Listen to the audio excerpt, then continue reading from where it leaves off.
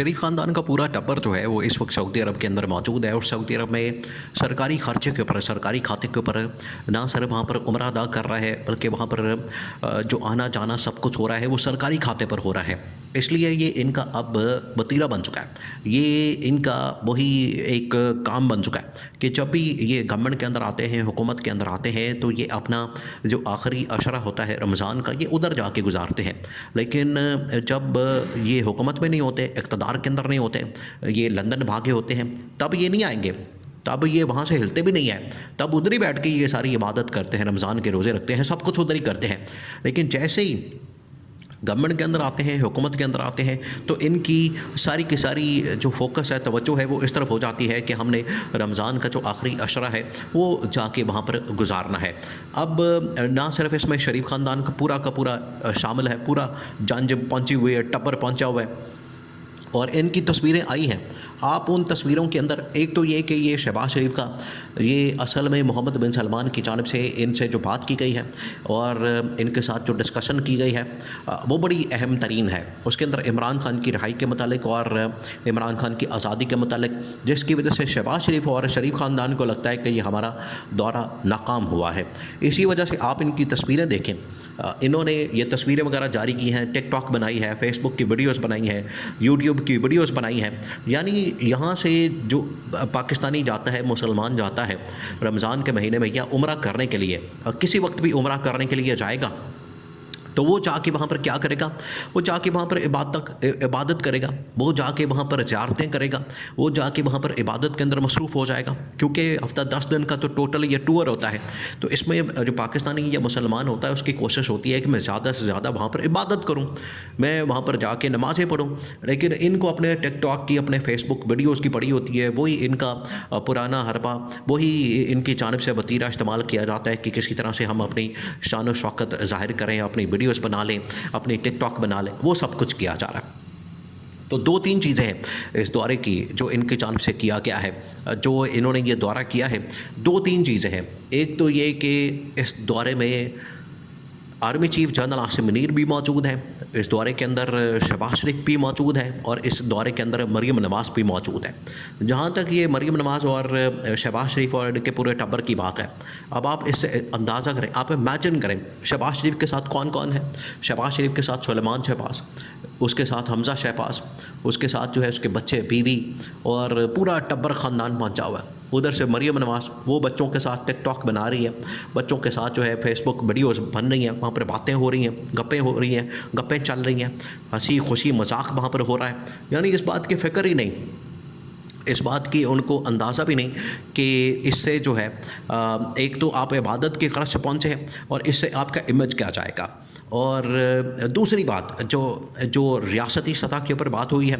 वहाँ पर जो मुलाकातें हुई हैं उनके अंदर क्या डिस्कस किया गया है। सऊदी शाही महल के अंदर शहबाज शरीफ और army chief general Asim Munir की मुलाकात हुई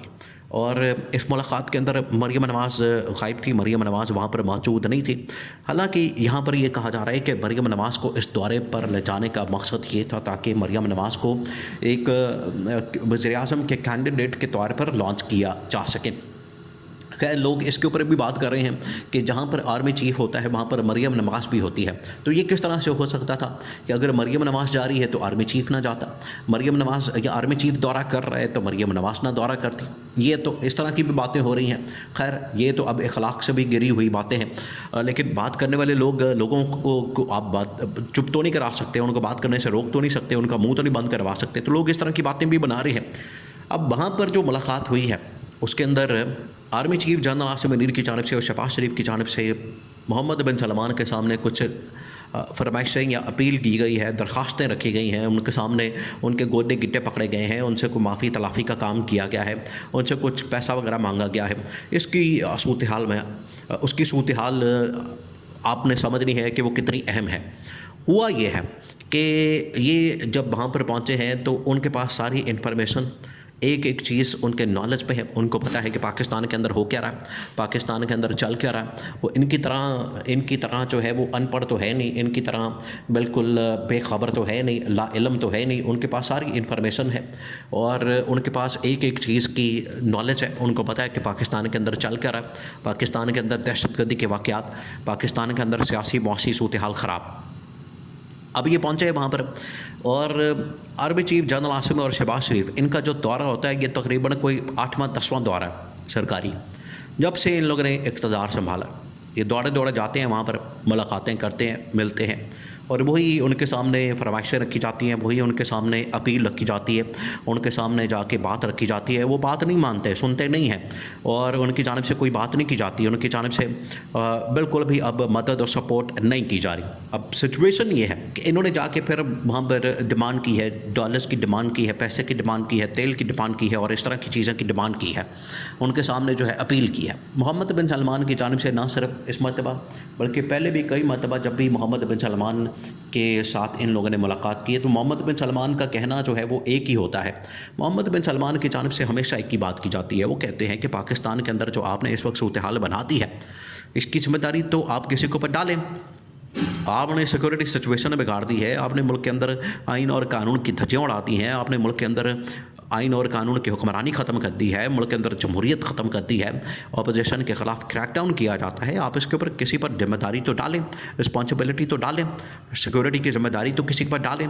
ये तो नहीं हो सकता कि यहाँ पर आबे का आबा बिगड़ा हुआ है और उसकी वजह से इन्वेस्टमेंट नहीं आती। मोहम्मद बिन सलमान ने कहा कि फिर मैं आपके मुल्क के अंदर कैसे इन्वेस्टमेंट कर सकता हूँ, मुझे आप बताएं, समझाएं।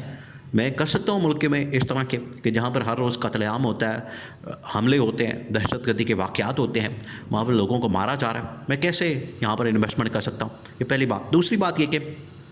मोहम्मद बिन सलमान ने कहा कि आपके वहाँ पर तो सबसे जो फेमस लीडर है, मकबूल लीडर है, आपका जो वहाँ पर पॉपुलर लीडर है, वो तो जेल में है, पाबंद सलासल है, वो जेल की सलाखों के पीछे है, उसको बंद कर दिया और अवाम में उसकी मकबूलियत है। आपने उसके ख़िलाफ़ ऑपरेशन किया हुआ, आपने उसके ख़िलाफ़ केसेस और मुकदमात बनाए हुए हैं, आवाम उसको सपोर्ट करती है, उसको वोट देती है, आपके पास जो है चोरी का मैंडेट है। तो ये खुला डुली बातें की गई हैं वहाँ पर और खुले डुले तरीके से मोहम्मद बिन सलमान ने इनको उड़ा दिया है और इनको बता दिया है